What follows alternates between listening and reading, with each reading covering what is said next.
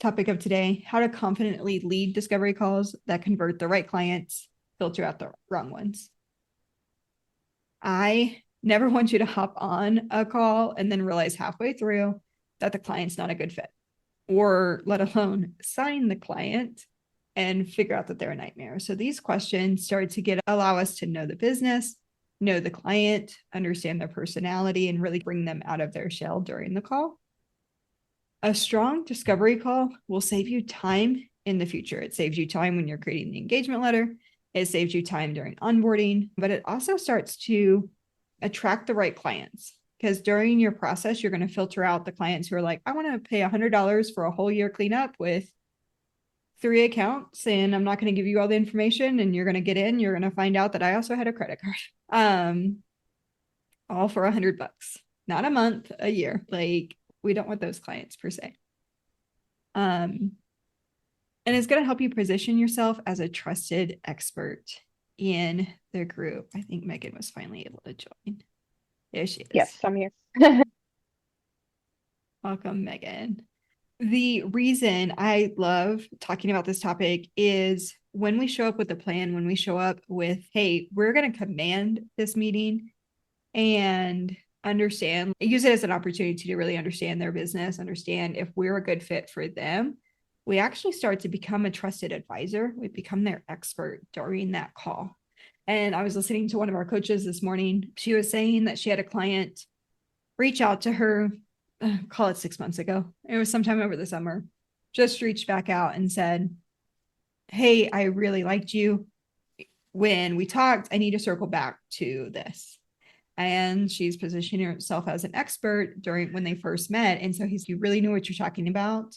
Can you help me clean up 2024? And she's like, yeah, great. Here's the price.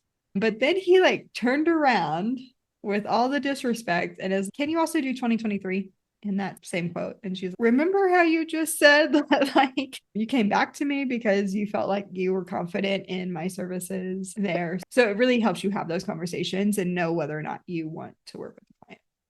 I'm going to pause there real quick and answer a couple of questions that came through.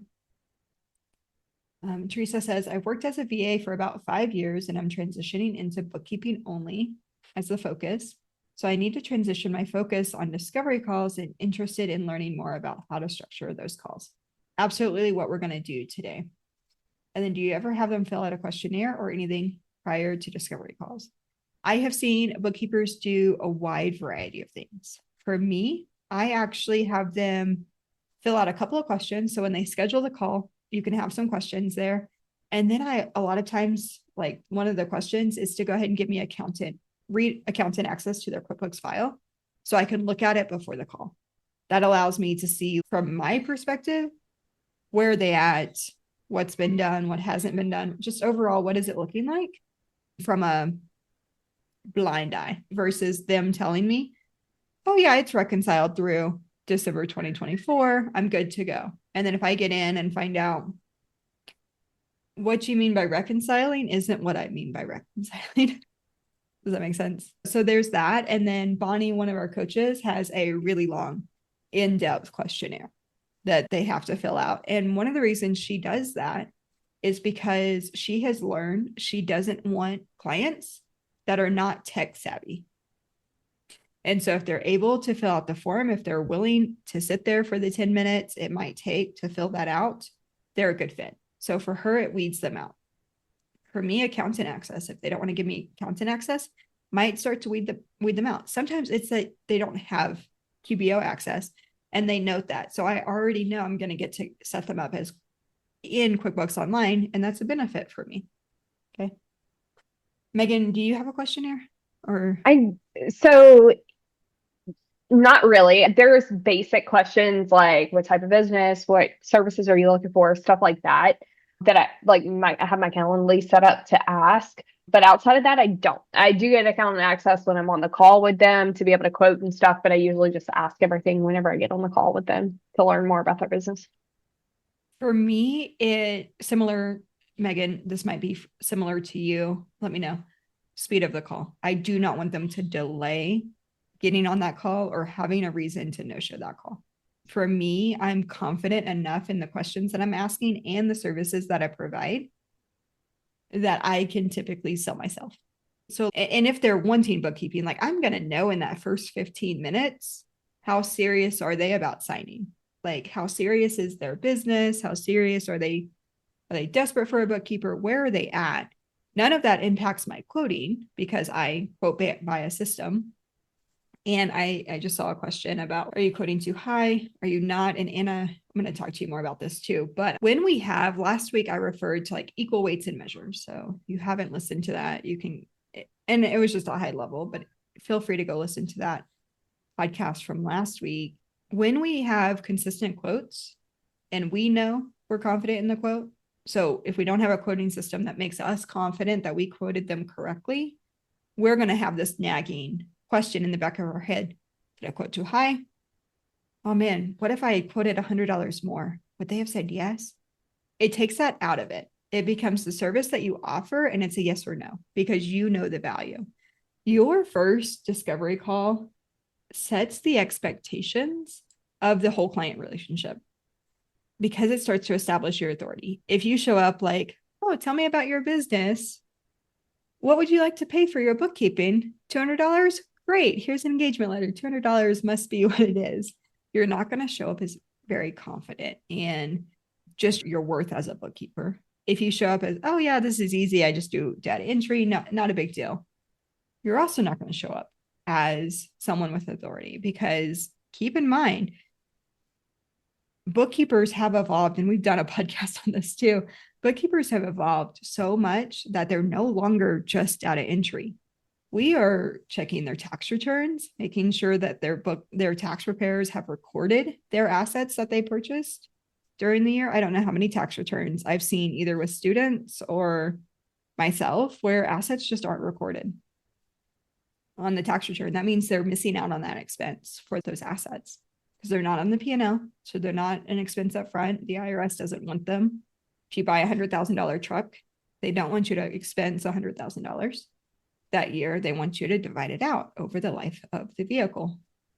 And so if they're not capturing that, if it's not on the balance sheet, if we're not reconciling the balance sheet, they're missing out on that. So a good bookkeeper knows the ins and outs of the financial statements and how they work together and what that means for tax seasons. And if you're just getting started, you can learn that. A good discovery call is going to ensure that they're a good fit for you. So if you get a client, like I know there are clients that I don't want, and they're going to give me those tips and insights about either their business, how they're operating, that will tell me, yeah, this is a really good client for outsourced bookkeeping, which is what I do.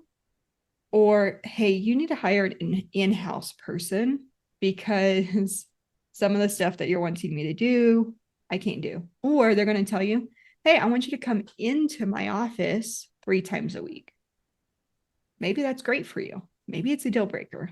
You want to find out those things. And so it saves you time. Like you don't want to send out an engagement letter and then say, okay, when you're coming into the office because you didn't find out that was the client's expectation. And it builds confidence. So like I've talked before, like as we talk to clients, we have this jar.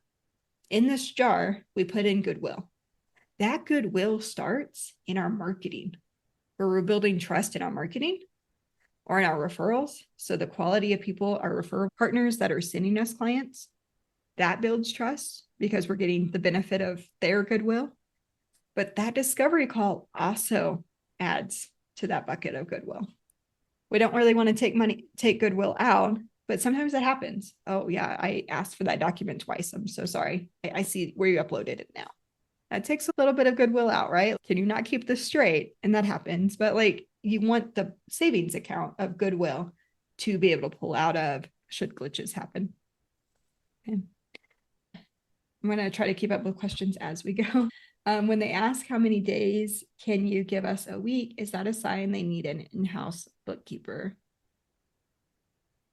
Maybe, but not necessarily. I have a client who they don't need an in-house bookkeeper, but they're some time sensitive transactions. So we have time sensitive payroll and we have time sensitive invoices. So I would take that question and I would find out more. Tell me more about that. Sometimes they've had a really bad experience with a bookkeeper who talked to them twice a year and never showed up for their books, right? So now they're like, okay, I'm going to over control the situation because I got burned by this other bookkeeper. And we're in an odd space, right? We're in this odd freelance space, and some bookkeepers show up and pursue excellence in their business. Other bookkeepers have been fed this lie that it's an easy stay at home, do no work, and collect a paycheck type of business. And it can be closer to that than not, but we still have to learn the skill, and then we have to provide the service. So you still have to provide the service and ensure it goes out with quality and care and just being ethical as a business owner. I would follow that up with Anna, really getting to understand why they need those days, because it might just be like, for my client, when they came on, I think they were thinking very much like, we're going to hire you as an employee contractor. But I was able to earn that expert trust right off the bat. And I set the boundaries and I said, okay, we need to make some changes to how your payroll process is run in order for me to do it. I need an extra 24 hours in this, and you're giving me like same day approval, same day submissions. If I'm out with the flu, that's not happening, right? If you're out with the flu, that's not happening. So making it so that there's some buffer on payroll if you're doing that. Anytime I talk about payroll or these additional services, I do feel the need to say, you do not have to have your business offer add-ons. You can have a bookkeeping business that just offers basic bookkeeping. You have permission, and you can have even a six-figure business doing just basic bookkeeping. And that means coding transactions, reconciling, reviewing the financials, making sure it ties to the tax returns, payroll, whatever it is that they're doing. But you do not have to be processing sales tax, payroll, 1099s, things like that. Yep. I want to make sure to ask if they are okay with a virtual bookkeeper and if they're okay with using QuickBooks Online, if they aren't a good fit. Yeah, that's typically, you'll know that just through the nature of the conversation. So you'll notice we have a download for you guys today, that in that download, we actually don't ask those two questions. It is assumed. We are meeting with them typically virtually. We're going to let them know how we operate and that we use QuickBooks Online exclusively. But absolutely, if you feel the need to ask those, by all means. Okay, so some of the top categories we ask is we want to understand their business. So tell me about your business. What do you do? How long have they been in business? A few podcasts ago, I told you guys that I had this 3-3-3 rule. I developed it like 2 years in. And as they needed to have 3 years under their belt in business, so 3 tax returns filed. They needed to have at least 3 contractors or employees on some sort of regular payroll. And payroll, I say loosely, because if they're contractors, they're not physically on payroll, right? But we can group them in. And then they needed to have 300,000 in annual revenue. That was my minimum. So tell me about your business. How long have you been in business? And what is your current revenue range? What is your current financial setup? And Michelle, this is where you can figure out if they're open to using QuickBooks Online. Hey, we're currently using Xero. Okay. My firm currently uses QuickBooks Online. Are you interested in switching? No, I'm not. Okay, we're not going to be a good fit. And you can end the call there. So after you've asked all those things, the next thing you're going to want to touch on is trying to figure out what they are looking for in a bookkeeper. What is their issues that they're having right now? We talk about this all the time. A lot of times, bookkeeping, either the potential clients that are reaching out, either maybe they don't fully understand what you can do for them or what you offer. And sometimes it gets confused with, hey, this is a CPA, or is this an accountant job, or can you do this? And there's lines on who does what and all those things. So that's definitely going to be one of the things that you're going to want to make sure that you're asking, is figuring out what is their frustration with their bookkeeping. What are they looking for when they say they're looking for a bookkeeper, and what are they looking for you to have done? Because some people, maybe it's just basic bookkeeping, coding transactions. Other, as Sherry mentioned, is going to be, might be some payrolls, accounts receivable, some things along those lines. So the pain points are going to be huge to really pay attention to. And you want to make sure that you circle back to those pain points and remind them like, hey, this is why you reached out. So sometimes it might be like, hey, I haven't filed taxes and I need reports to be able to do, or I'm trying to get a loan and I need these reports. So just remind them, and even in a follow up, like why they reached out. So that's going to be super important as well.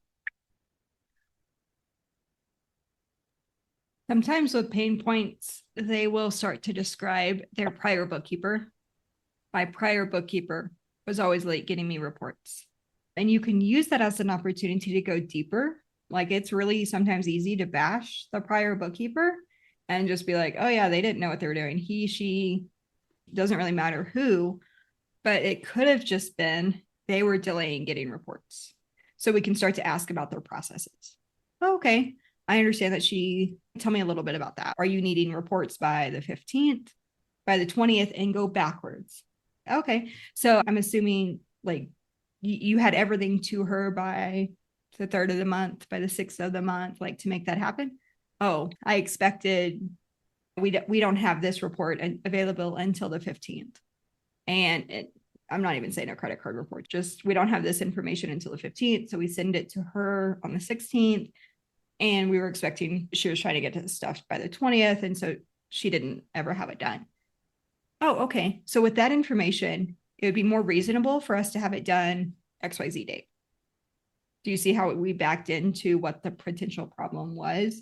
So it's not necessarily a bookkeeper issue, but we found out some very valuable workflow issue, like workflow information that impacts the expectations we set for the client. Sunshine says, I tell clients that there is not an amount of time commitment in the quote for services because I might need to use 3 hours this month to fix an issue, or next month I might need 3 hours to fix an issue. The prices for the service, I do have some services I bill at an hourly rate, but the monthly bookkeeping is not one of those services. Yep, that's great. That's a good way to, sometimes they know if I'm getting a really good client and they already know, like they already respect me enough, they know that I am charging a service, not an hourly rate. And I set that expectation when I quote them. But you'll have some, okay, how many hours is that for? And then that's where you have to like back in and say, oh yeah, and then say that, just like that. Okay. So we're going to figure out what their pain points, where they're going, what was their past history, what was their financial workflow. Is there any, because that's really helpful to know, like, how are they collecting payments from their clients? Are they using cash? Are they collecting cash? How does it get deposited? Who's tracking it? Do you buy expenses with cash? Those are some helpful things to know when they quote, because if they do have cash, like petty cash that they're using, we need to factor that in because we have to track it. And sometimes they haven't been taught how to track those cash transactions for true bookkeeping. So sometimes they'll be like, I took $20 out and that was to pay a contractor or to buy a tool from Walmart. The tool actually costs $16.50. So you have this extra money that like stayed in his pocket, right? We need to track those things because that might actually be a distribution instead of going into the expense. Okay, and after pain points, all of those things, we want to start to figure out what are their desired outcomes. Why now? If they haven't had a bookkeeper, why are they looking now? What's going on now that's leading them to change bookkeepers? What is their goal just with working with you? I have a client who just let me know he's got a new goal for 2025, and it changes the way I work with him in 2025. It's a big change, actually. Like it really does change the way we're working together. So that's something to pay attention to. And that will change for your clients over the years. And that can be the difference between losing a client and evolving with the client and becoming that advisor over as you grow and as you learn more things and increasing prices as needed. And then what does success in this relationship look like for them? Is that sometimes it's just getting reports every month. I have clients that don't talk to me like ever. They might ask me a couple of questions at tax time just because they're like, oh, I don't remember or know, or my tax preparer just asked me this. Do you know? Because they don't know who else to ask. And they're like, I hope she knows, but they don't have to talk to me. I have other clients that I talk to very frequently. If you're going to ask about a budget, their budget, towards the end of the call is a great opportunity to ask that. Hey, when are you looking to get started? You can also ask this at the beginning of the call. So on the download, you can get, I'll post a link in just a second, but on that download at the very beginning, I give you an option of when are you looking to get started with your bookkeeping services? Are you wanting us to get started now for February? Or are you wanting us to start now for January and February? There's nothing worse than getting ready to do the engagement letter and being like, am I doing January? Is it done? I don't have it. I don't have access yet and having to reach back out. When are you looking to get started? And then do you have a budget range you're trying to stay into? I don't want to quote you for a service that falls outside of that. You had mentioned all of these other things. So I just want to be mindful of like setting expectations on what can be included in that budget. Do you have that range? I typically don't follow this. I don't typically ask that question. It's rare. It's sometimes when the client is like wanting the moon and back that it's like, what were you paying the other bookkeeper? What was she doing? Like, where are we at? Because yeah, I can do that. And I learned this early on, Megan. I don't know how I think you do something similar. At first I didn't. I was like, okay, here's the quote. It's $800 a month. And I didn't break out bookkeeping, AR, invoicing, like payroll, sales tax. And then I would have a client come back and be like, okay, can we lower the price? And then I would have to take off stuff, right? So you can either take off stuff or you can show them the price. I do still include like one price. So $800 and here's everything it includes. Because I don't want them to look at it and be like $800, $500 for bookkeeping and be like, ooh, can we take off? Like, no, you can't. There's a couple of things that you can do on the engagement letter side.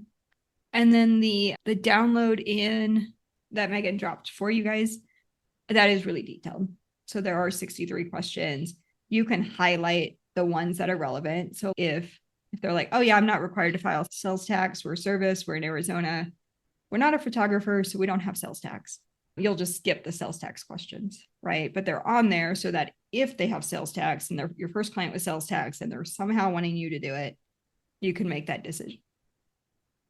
If I will say for me, I don't file sales tax outside of one state that I'm hugely familiar with. I just don't. Like, there's no way for me to know all the rules of all the interstates, every like nexus, and did they meet nexus for this state but not meet it for that one, because they vary from state to state. So if you can use something like TaxJar or Olivera, if they have it and they're filing it, which would be preferred to me, you still have to reconcile it. You still have to reconcile those liabilities. So we still need to include in the quote the time it's going to take for us to keep that account reconciled and cleaned up, and everything on the balance sheet needs to be reconciled. So we have to pay attention to that. Okay. Y'all got quiet on me. It's the day for that. I would see how it goes. If you haven't implemented a framework for your discovery calls, try implementing a framework. See if it changes how it starts going for you. See if it increases your close rate. See if it changes how you show up. And that doesn't mean you need to be like staring at like this piece of paper the entire time. You can have it up on your screen so you're looking at the client. If you're doing a Zoom call, if you're using a phone, like that's easy enough to do. And you can save it as a Google Doc and write on it, save it for that client. Learn if there's other questions you want to be asking. Like Michelle gave a couple of questions she asked. You can cross out questions you're never going to ask, things like that. So, but it's a really good start of getting the information you need to do a solid quote so that you're not getting in and being like, oh, this is double the workload I thought. Yep. Okay. If you want help on landing clients, quoting, all the things, like we often encounter bookkeepers who the reason their close rate is so low is their quotes are all over the place. They have no system to quote and to quote confidently. So they're like, ooh, you make $100 million, $1,000 a month. And they have no like reason to quote that. And I'm not saying that's a bad math, right? I'm just, do they warrant that? Is that what your service is? Do we have a rhyme or reason? As long as we have a rhyme or reason, we can show up with confidence quoting that. So we can help with that if you are getting stuck with quoting, how to price, all of those things. We can help you through the Bookkeeper Blueprint. All of those resources are in there. We can also help through those additional coaching calls, but we do encourage you to go ahead and get into the Bookkeeper Blueprint. That is where all of our coaches are. We answer questions. We have weekly calls with you, group calls where you can ask questions, you can learn stuff. I know I give a little bit of training on my call. The Thursday call is very much Q&A. So if you have any question, show up to that. And then Megan is also doing the mindset and book club. Is that one call together? Yep. And so they read through a book. If you're stuck on something and you're just like, I cannot figure out why I'm stuck here. I don't know why I'm getting all the no's, or I don't know why I don't want to go market. Get on with Megan. She's really good with that. Yeah, definitely read through it like it's an article first and see what's on there, because you might jump around. Like the client might be like, oh, hey, they might start out with sales tax. On that sheet, sales tax is towards the bottom. And so we might have to go make a note on sales tax and then go back up. So you want to be familiar with like your plan of action, even if you're going to take that sheet and kind of rework it into your own. Maybe you don't want all the questions on there. Maybe that makes your brain hurt. But we're definitely not just going to show up and say, what industry are you in? What is this? What is that? We really want to open that conversation, and we can lead the conversation with those questions. Ultimately, our goal is to find out those questions, but often listening is going to answer those questions, a lot of them. And then it's just, oh, you mentioned this. Can you tell me a little bit more about that? And it's going to give you the other question. So it doesn't mean that you have to ask that question verbatim. We just need the answer. Does that make sense? And I promise I like triple read through them as I like reformatted it for you guys and really thought through. But I want to make sure that they're getting this information because of why. Oh, Megan posted it up above. Let me grab it for you.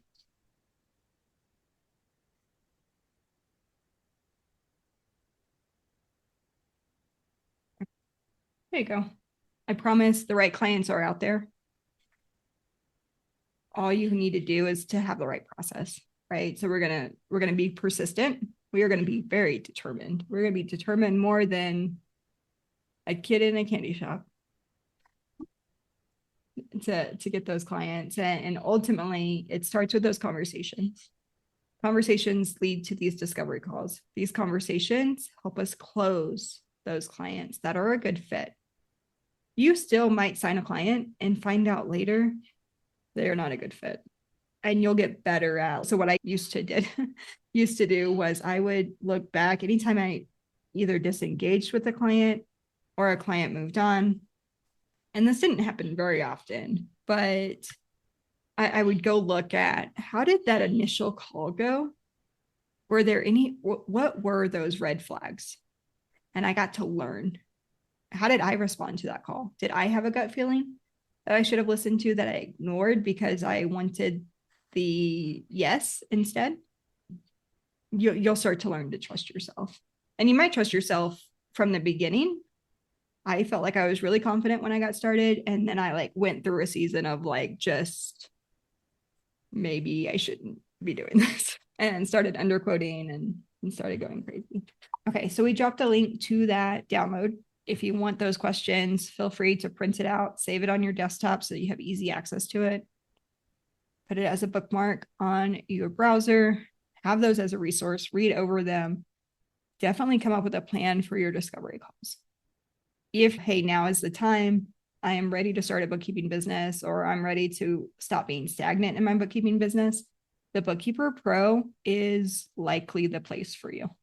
If you're wondering if it's the place for you, definitely ask us. We're happy to get on a call and walk through what that might look like for you, answer any questions that you have. Just let us know, send us a message, and you can do all of that by clicking on the link to the Fast Start. And then, as always, we're here every Thursday. You can listen to the replays on our podcast or our YouTube channel. Hopefully this was super helpful. Hopefully the questions is even more helpful to have as a resource. And we will see you guys next week. Bye. You guys.